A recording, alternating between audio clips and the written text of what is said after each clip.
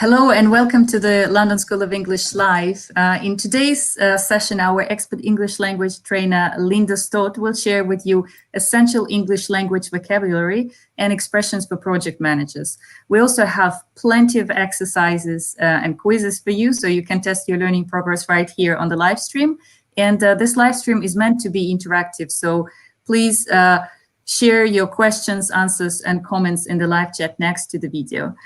Here with us today, we also have our Director of Sales and Marketing, Joe Burns, who will take part in our question and answer session together with Linda at the end of the live stream. And before we start, we'd like to mention that the London School of English has a range of English courses that can be very useful for international project managers for whom English is not their first language. So, Joe, over to you for a few words about this. Sure, thanks, Olga. Hi, everybody. I think it's just important that when you get to a certain stage in your career that you're comfortable talking expertly, that you're comfortable with the kind of vocabulary that you need to do your job as well as you can, and that you need to be able to communicate confidently with the people around you, with clients, with colleagues, with suppliers, with partners. And sometimes that vocabulary can be really specific. So making sure you have a really good grounding in your general English, making sure you then understand the normal business and professional English for any given situation, and then possibly putting on a layer of vocabulary that is specific to your industry or your sector is a really valuable thing to do. So we provide a lot of courses that do that kind of layering for people. Great. And I know that we can talk a little bit more about those courses at the end of the live stream, but just to show here are a few of the courses that we provide, which can be found on our business and professional English pages on our website. So thank you, Joe. And Linda, now over to you for the main content. Thank you, Olga. Thank you, Joe. Nice to see you both again. Just want to welcome everybody to today's live stream. Thank you so much for taking the time to join us. So I think what's quite obvious about this topic, project management, is that there is a lot to talk about and lots of language to look at. So it would be therefore impossible to cover everything in this session. So today, I'm just going to focus on some commonly used words. So let's get started. First off, here are 4 commonly used acronyms in project management, or PM, as we would call it. Before I give them to you, I'd like to ask those of you that have joined us, or if you watch the recorded session, perhaps if you can think about what is an acronym. Do you know what an acronym is? So if you do know what an acronym is and you're watching live, perhaps you want to just type it into the chat area so we can see. Hi, Ali. Hi, Life with Isra. Greetings from Somalia. Wonderful. Wow. Fantastic. And also Joyce has joined us. Joyce, hi to Joyce as well. So the question was, what is an acronym? Anybody know what an acronym is? Well, let's move on. The answer to that is it's an abbreviation which consists of the first letters of each word. So for example, ASAP, which means as soon as possible. The acronym for as soon as possible is ASAP.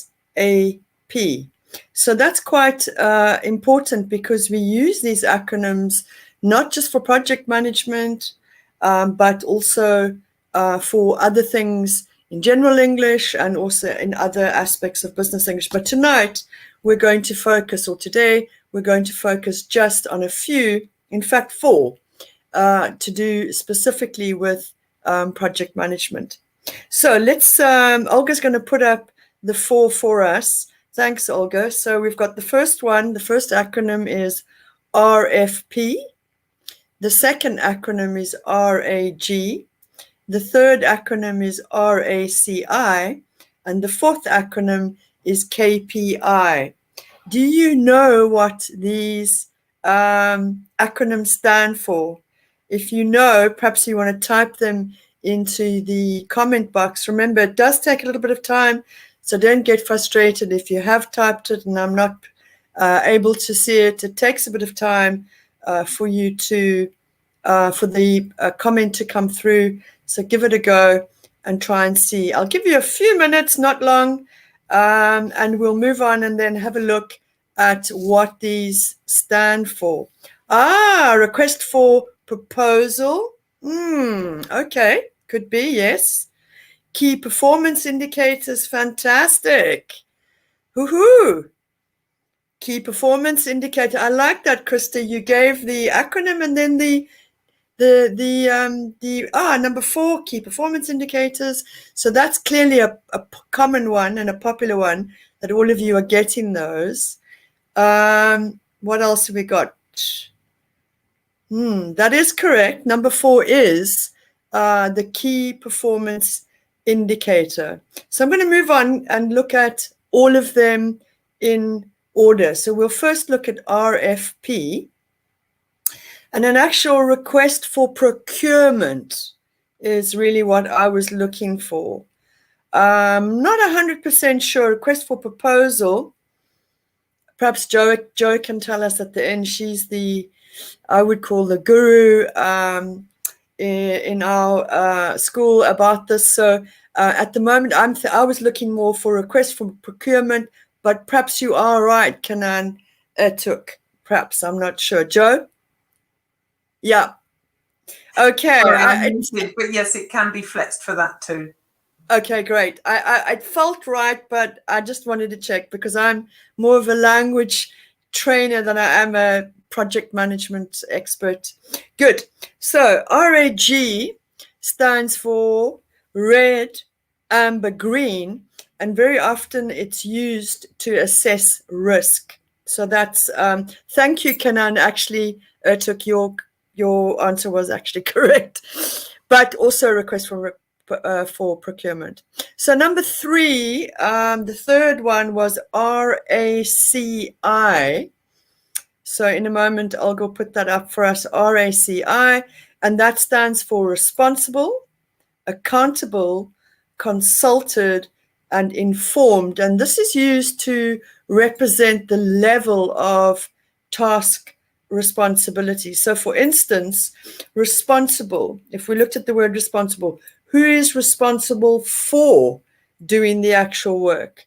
Accountable, who is accountable for the success of the task? Consulted, who needs to be consulted for details and additional information? And when we look at the last part of that acronym, which is the word informed, who needs to be kept informed of? We need to be using that preposition. So who needs to be kept informed of major updates? And then clearly we could probably congratulate you all definitely for the last one, which was the KPI, which is clearly a very popular acronym, and it's key performance indicator. And these are key or critical indicators of progress towards an intended result, and they help in decision making. So well done to all of you that got all of those. So knowing the meanings and use or function of these acronyms could help you feel part of a team.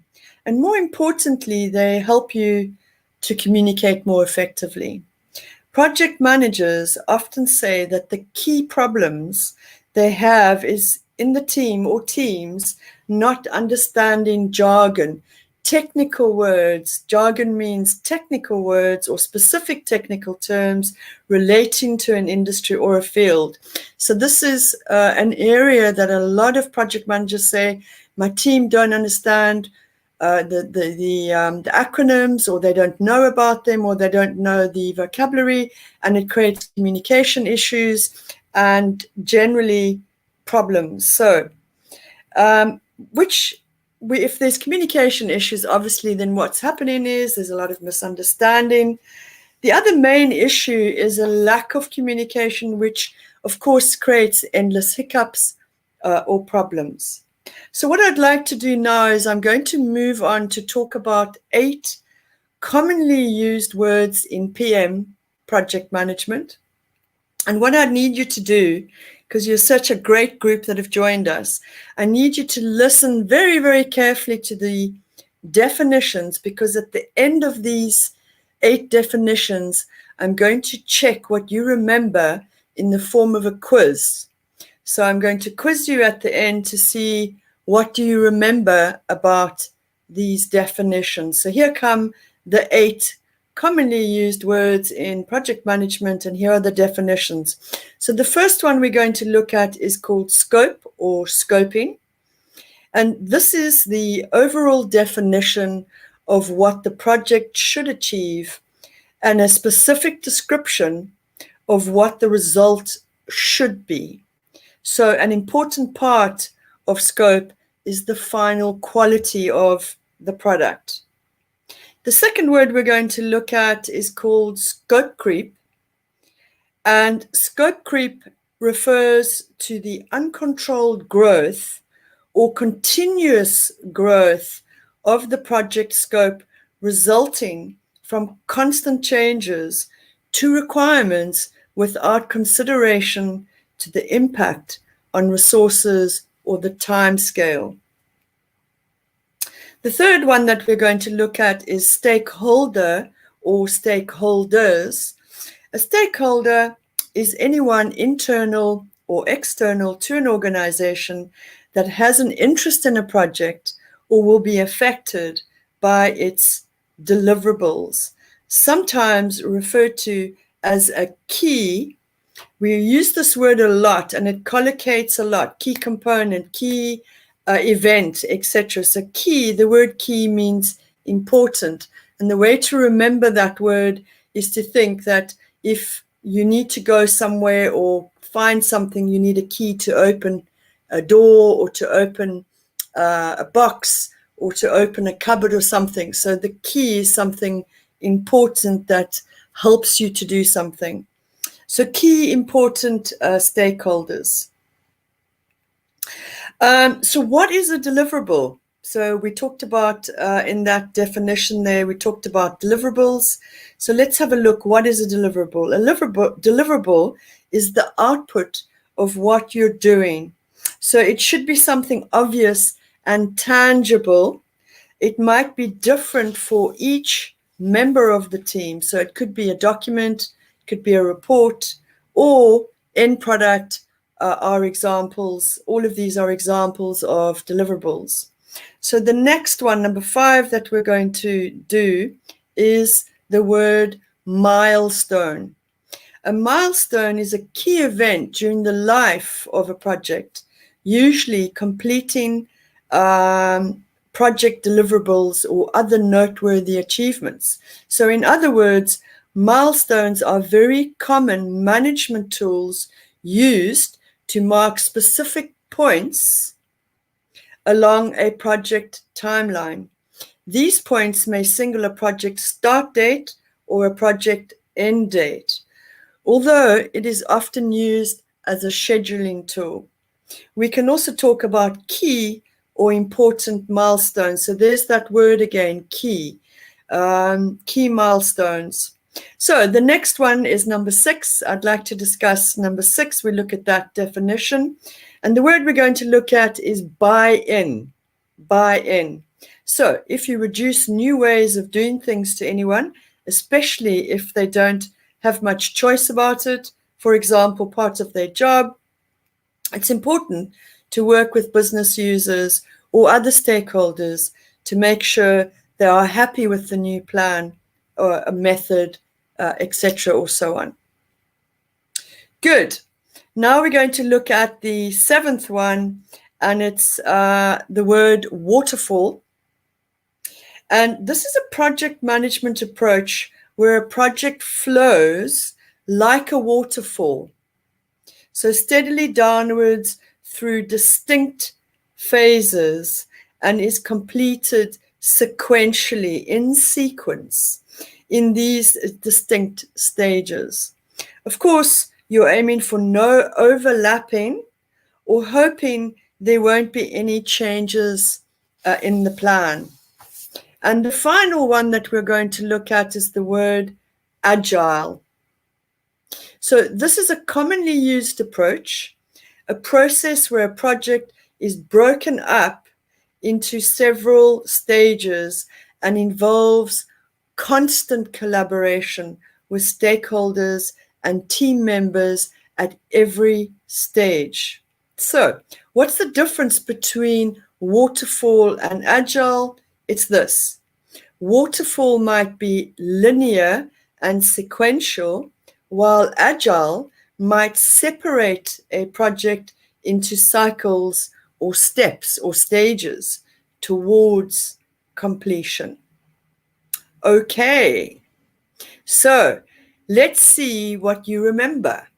Here's the quiz about 6 of the words. So I'm not going to quiz you on all the 8. I'm only going to quiz you on 6 of the words. So I'm going to give you some sentences with the word missing. And if you can, as quickly as you can, maybe type in what you think is the missing word. So it might be useful if you do type in the missing word, put the number so I can see which one you're answering to. So Olga's going to show us the sentences in a moment.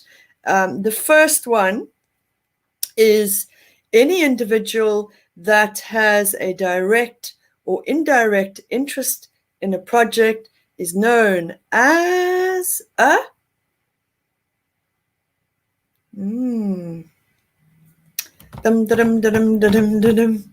So any individual that has a direct or indirect interest in a project is known as a Whoa! Well done. Oh my gosh, Ertuk. Krista, fantastic. AD got it. Ruslan got it. Oh, fantastic. Well done. Excellent. But we can also say a project stakeholder. So any individual. Well done, everybody. Excellent. And you all got in there so fast. Great. So you were sitting there waiting to get that in there. Good. Could be a client. Yep. Okay. So number 2, the missing word approach focuses on breaking down the project into small cycles or stages. These stages or cycles are then prioritized in terms of urgency or importance. Fingers on the, I was going to say fingers on the buzzers, but we're not in a game show. But fingers on your keyboards or whatever application, whatever thing you're using. Yes, Agile, AD, Federico Ruslan, fantastic. Kabangwe, you got in a bit late, but stakeholder was correct, but well done. Well done. Excellent. Good, good, good. I really value and appreciate the fact that you're all getting involved and you're typing away. Makes it so wonderful that you're engaging and so exciting. Thank you so much for your participation. So the answer was agile. Fantastic. Good. Number 3, the what model is a traditional approach. The project development takes place systematically in sequence from one phase to another in a downward motion.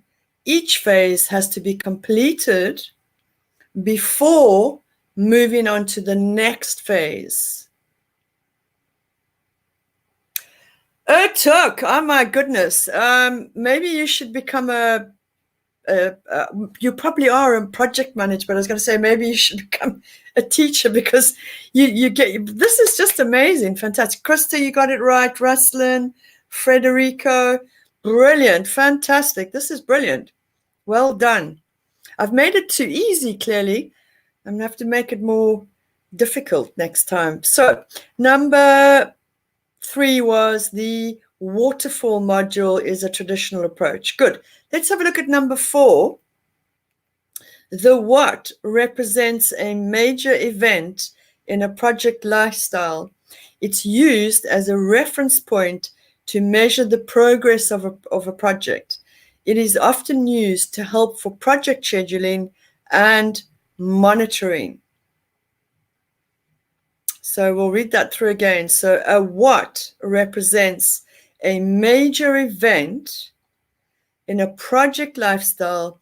It's used as a reference point to measure the progress of a project, and it's often used to help project scheduling and monitoring. Tina, well done. Milestone. Oh, Frederica, milestone. AD, you got it. Your spelling was a little bit off there, but it could be a slip of the hand, but your idea is there. It's very clear. Mel Stope, I got it. I understood that. Tina, who else? Ruslan, Ertuk. Oh my gosh, Ertuk. You're amazing. You're just winning, not winning, but I mean, you're getting all these things right. That's fantastic.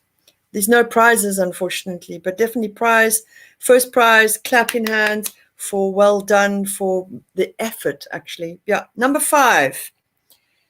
It is a tangible item or intangible objective.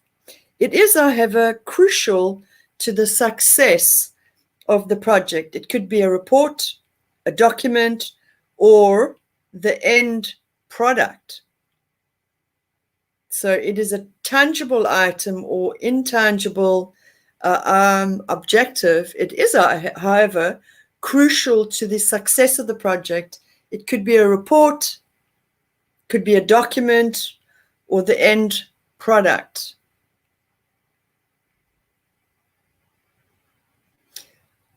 Frederica, well done. Deliverable. Absolutely, well done. God, you guys are unbelievable. I'm so impressed. Deliverable, fantastic. Or we could talk about deliverables. That's the other way that we could put that as well. So it is a tangible item or intangible objective. It is, however, crucial to the success of the project. It could be a report, a document, or the end product. So it's deliverable, or we talk about deliverables. Tangible is something that you can grasp, something that you can, if something is tangible, you can grasp it. So let's move on to number 6. Number 6, 2 words. Refers to an uncontrolled change in a project's scope. So refers to an uncontrolled change in a project's scope.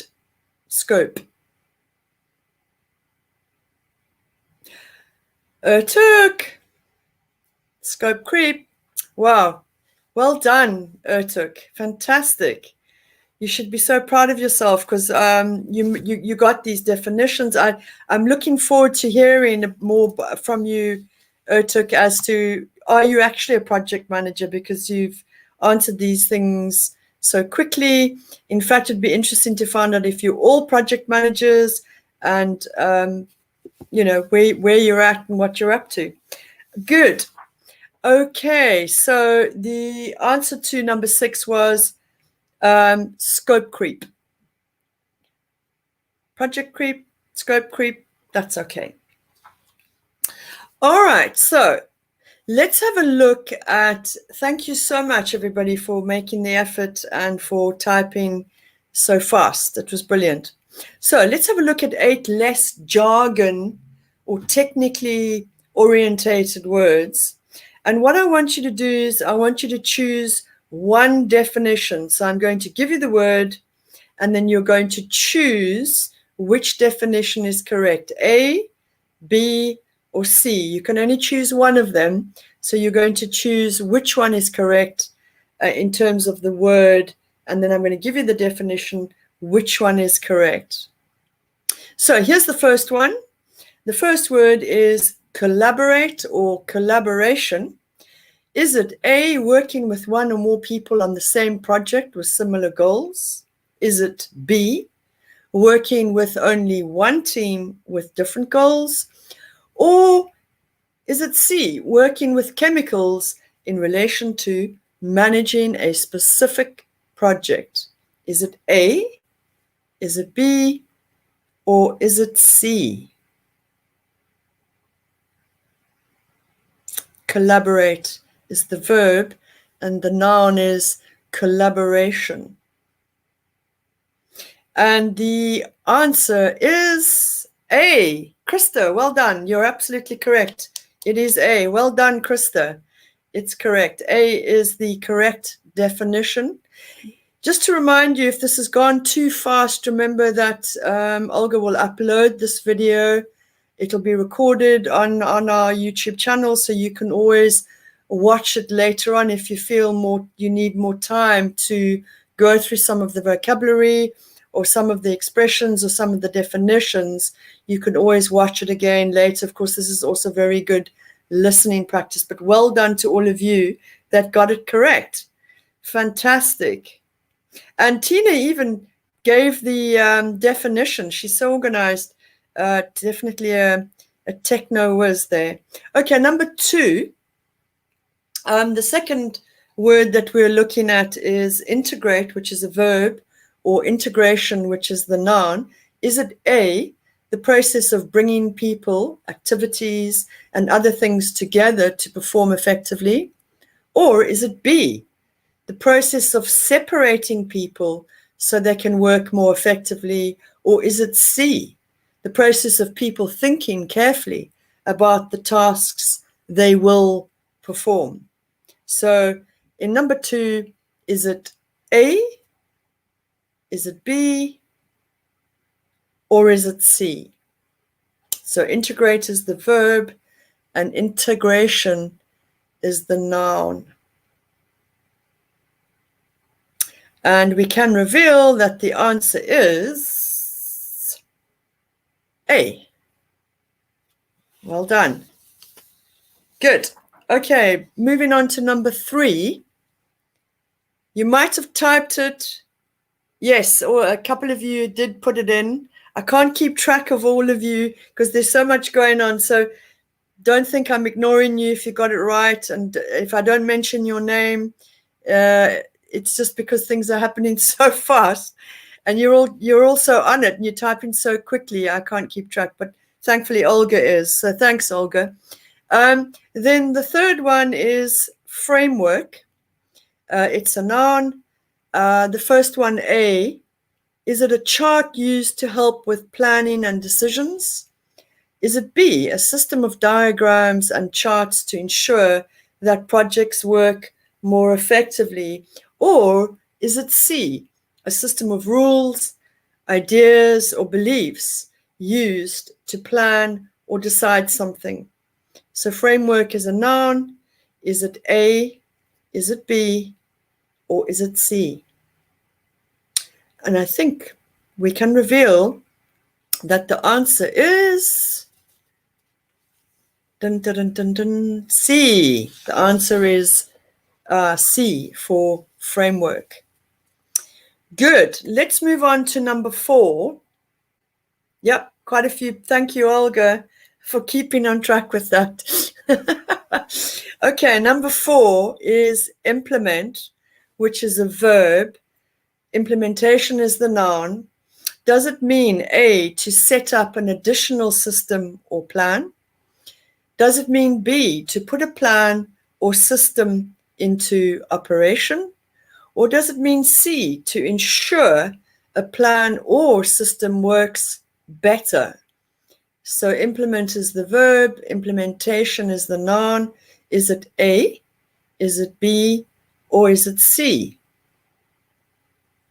And I think we can reveal that the answer is B.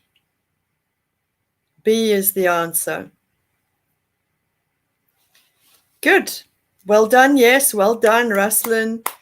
Quite a few people are consistently getting this correct. Krista, you've also done well. Maria's done brilliantly. Kabangwa. Maria, fantastic. Okay, we're going to look at number 5.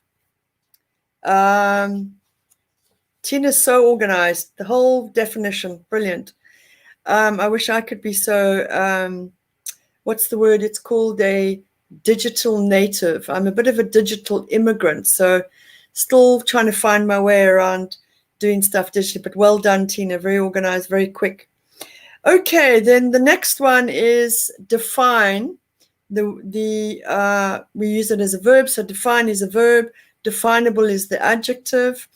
A, does it mean to explain and state the meaning and exact limits of something? Or is it B, to decide that the meaning needs to be made obvious?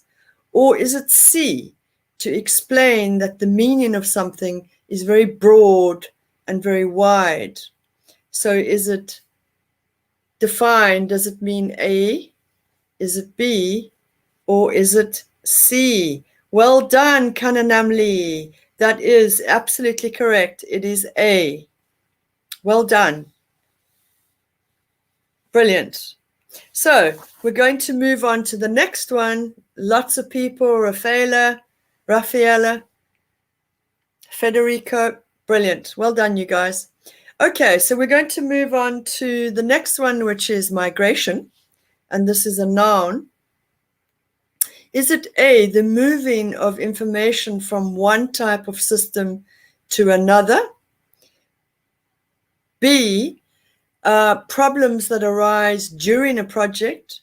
Or is it C, problems that cause extreme stress during a project? So is it A, or is it B, or is it C? Kananam Lee, straight away. Krista, straight away. Federica in there, and AD in there with the correct answer. You guys are just amazing, just responding so quickly. And, you know, for me, it's quite tough. I'm on my own here. and I'm sort of relying on this feedback, and you're really making this session so much easier with all of your feedback. Good. The answer is A. Absolutely. Well done. So the 7th one, so we've got 2 more left. So the 7th one is dashboard, and it's a verb, it's noun. And the first one is A. Is it a graphical way to share essential project data with stakeholders? Or is it B, a tool to show how quickly something is moving? Or C, is it a system of logical steps or cycles? So dashboard is a noun. We know that we talk about a dashboard in a car, so that might be a clue.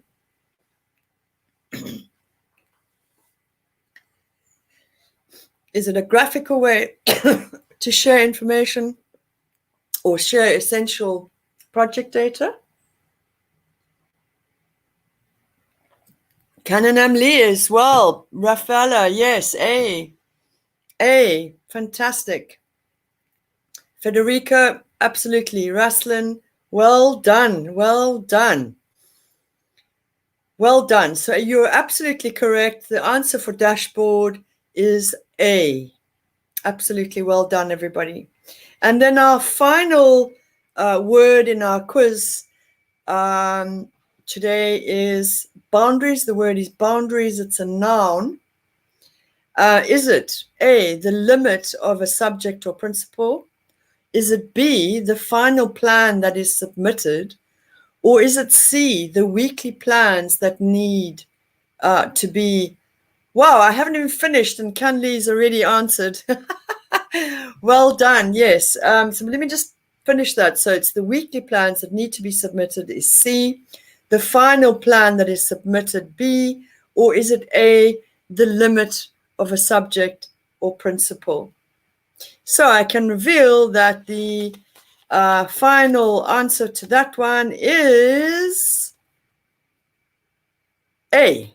So well done to everybody that got that correctly. And of course, Tina as well, still putting in her full answer there, which is always great because useful as well for people when they watch this recorded session later on and they look at all your comments. Also helpful to see those definitions up there, Tina. So thank you so much. Thank you to everybody. Okay, so well, that's it. We've come to the end of my session or input on the topic of project management.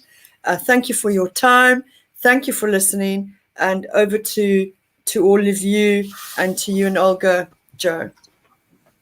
Thank you so much, Linda, for this very interactive session today. And it's so good to see so many great responses from our audience. I just before the live stream, we actually ran a series of quizzes on our social media, asking our viewers to answer some questions about project management vocabulary in English. So we have 2 that we promised to answer during this live stream. So let's just have Stick a quick around. look. And maybe if our viewers can share their replies and answers in the live chat, that's going to be great as well. But let's have a look at the first one. So what does it mean when your project is on schedule? Some people also say on schedule, so schedule or schedule. I think both pronunciations are accepted. Mm. Yeah.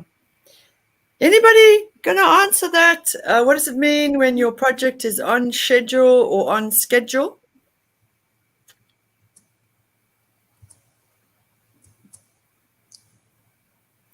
So, yeah. So, Joe, what do you think? What is on schedule? Do you actually want me to answer? I can't. Okay. So if something is on schedule or on schedule, depending on your preference, it means that it is it's proceeding in a timely fashion. According to plan is true, but schedule is really about on time. Yes, Federico, exactly. It's really about timing. Great. And the second question was, what does it mean when your manager signs off your project? So we have some happy faces here. Yeah, So Mohammed. that helps answering the question. Under control. Yeah, I think would you agree that if somebody says, so it's interesting because very often we can look at words in English and we can sort of imagine what it might be. So usually if you sign a legal document, you're saying I confirm, I agree with this this law, this contract. So it's a way that we can remember the meaning of this. If you sign something off, it means that you agree with it, you approve it. It doesn't necessarily mean that you physically do it, but you verbally say, okay, we're going to sign this off. I'm happy with this. You can go ahead and proceed. So I think that would probably be a good way to remember it, is that you physically sign something. But when somebody says, we're going to sign this off, it could be would you agree, Joe, that some people might physically sign it, but generally it's a verbal? Yeah, I think it's verbal, and Can and Ruslan are right in as much as it can be used in 2 ways in my own personal experience. The first way is to say, yes, I sign off on your project, which is the authorization to proceed. But also signing off on a project can also mean that it is finished, that it's accepted as having done the job it was intended to do. So whichever way it is, it's quite a formal thing. Yeah. It basically implies closure. One way is either an opening or it's a closure, but that's really it. Great. So here are the answers. And Joe, I know that you have so much practical knowledge and experience in managing projects. Could you share with us your tips and advice, particularly when using English? It's such a general question, but anything that you'd like to share here? Well, I think it might sound boring, but communication is the most important thing. I'm not just saying that because we're in an English live stream. Communication. No, it's true. Genuinely the most important thing. when you have a project normally has either different members of a team or members of different teams, or then there are, as Linda's described, stakeholders and so on. Everybody has to be kept up to date. Everybody has to be kept informed, and everybody has to have really clear understanding of what they're doing and what is expected of them. If something is running late and it's not on schedule, it's important to communicate that. Don't try and hide it. Always communicate. If something you think is going to be late or cost more or change, you have to say so. And then you have to give people the choice of saying, well, we're not happy with that. And could we recommend a different approach, or might we change the scope of the project, or might we change the budget for the project? But, you know, it can be tempting, I think, for people, especially when they're new to project management or even project participation. It can be really tempting to be a bit anxious about those sorts of things. Things go wrong in projects all the time. So the best thing is always to be communicative, to present people with choices, to consult with people. That involves, you know, ask for advice, ask for feedback, tell people what is happening, be clear about things. Also tell people when actually you don't need their input. But that's the other thing. Sometimes just because you're talking to someone, they might think that they must come up with something to say. Sometimes you can actually just say, I'm just letting you know. That signals to people, don't really want you to say anything back. That signals to people that you don't want them to then go, oh, try this, try that. No, we've got this. So saying to people, you know, I'm just letting you know, or this is just FYI. There's another lovely acronym. Yeah, lovely. For information. You'll see that in emails a lot. If people just forward something and just put FYI, that means you're not really required to do anything. It is for your information. So you can't say later you weren't told. But yeah, I'm talking an awful lot about communication. I'm sorry, I'll be done. No, but it's true, Joe. I think not just in project management, I think in any aspect of any, you know, not just business, you know, just general English as well, you know, going to the shops or making a call or emailing or whatever, that's all, you know, that's what we do on a sort of a constant basis, on a daily basis, is trying to, because what is communication? It's about getting your message across, right? And it's about finding the most effective way to get your message across. Because if you get into the point, and this is where I think probably a lot of language learners would sort of come in and talk about, this is where language comes in, is getting to the point where you can communicate something so effectively that you don't get this constant, could you just say that again, or could you explain that, or what exactly did you mean? Did you go last week, yesterday? Are you still going to go? Is it apply? So you want to get to the point where you spend less time clarifying what you're saying, and more time is spent just, okay, because we know that time is, in business, time is money. And every time the more time you spend trying to figure out what somebody means or trying to say, you're wasting all, you know, as we say, the meter's ticking. Yes, this is it. And I think as well, it is about communication, about clarity, about agreed terms of reference, agreed vocabulary, so everyone understands, as we've been describing, what a particular word means. Also, the means of communication, so, and the level of detail. So it's, you know, some people will want to know everything. Some people just want, as we say, the headlines, like you see on the front of a newspaper. There's the news. They don't want all the details. So get to know your stakeholders' preferences, but also there should be something that is suitable generally for the project team, if you like. So for the project glossary board, or something like that. People, yes, so the project board, who are the senior people, what do they need to know in how much detail? And then the project teams, what do they need to know in how much detail? And will that be done through something like Jira, the project tool, or Trello, or through a series of emails to a specific inbox, or will it be in spreadsheets, or, you know, so what's that agreed framework? Yeah. What's the content, but what's also the agreed framework and the regular pulse that you have in terms of communication? Without any of that, you just don't have a project. That's all there is to it. Yeah. You just have somebody off doing something somewhere. Yeah, exactly.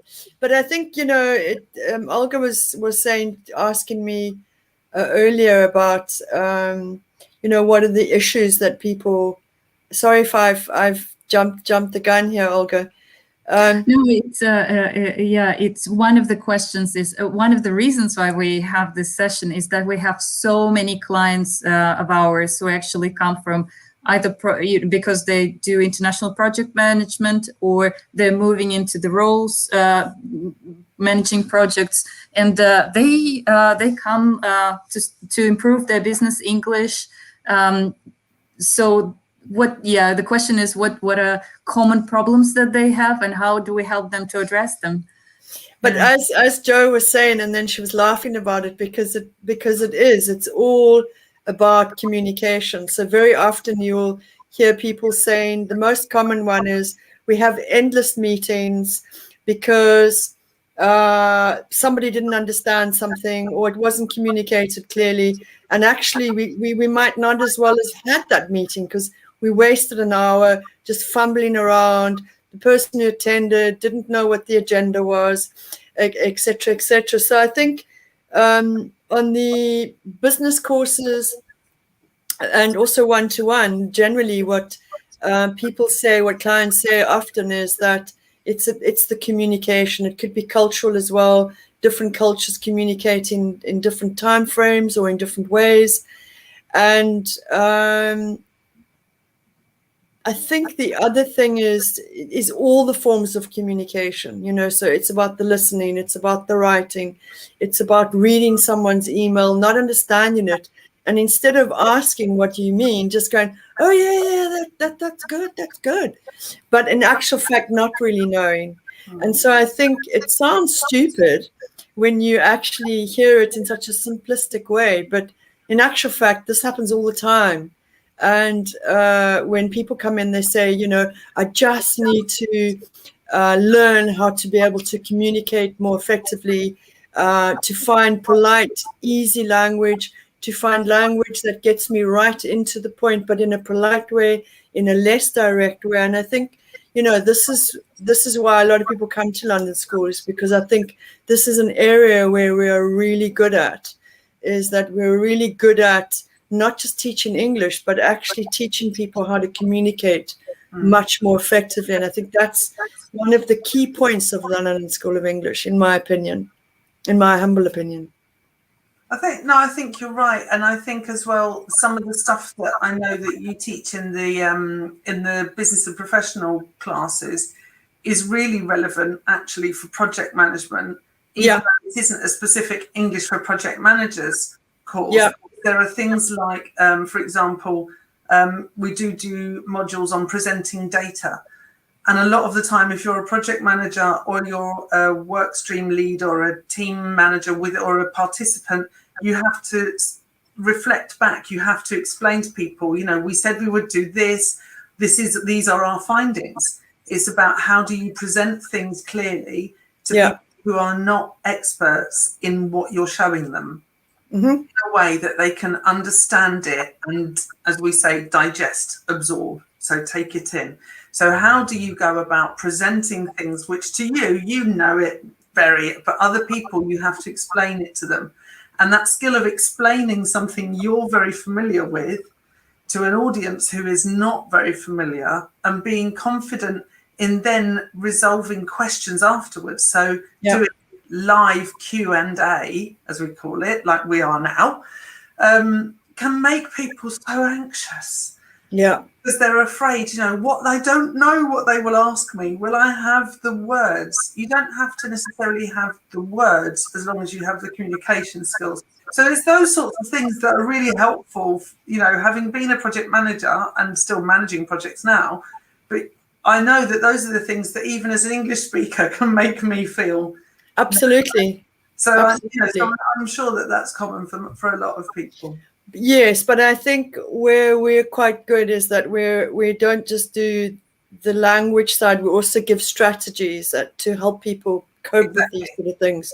So I think that's also quite important, because you're not just giving, it's just not language. Of course, the language is in there, but it's also about giving strategies and techniques and tools that people can use with the language to make sure that they're actually successful, because that's what we want. We want people to be successful at what they do. We want people to achieve their goals and their aims. And, as a teacher, that is, one of the things that's so hugely rewarding is when you hear, later on somebody got that job, or they got that promotion, or they did that presentation and it was really successful. So, but you're right, Joe, that even as a mother tongue speaker, you can still have those sort of moments where you freeze and oh, what now? But I think, and that's why also when you're not a native speaker, it's so important to be able to get those kind of tools and strategies and language to help you to sort of achieve your goals and get to where you want to be, whether it's in business or just in English.